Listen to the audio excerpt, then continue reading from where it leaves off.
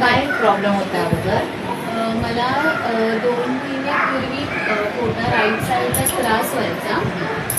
तर मी 2 डॉक्टरांकडे जाऊन आली. तर माझे पेन किलर्स वगैरे चालूच होते. मग काही मला फरक नाही पडला. मी रोज रात्री 2 महिन्यापासून 3 वाजेपर्यंत जागीच असायची. मला झोपच यायची नाही. मला पूर्ण अशी झोप आली तरच झोपायची, नाही तर मी जागीच होते.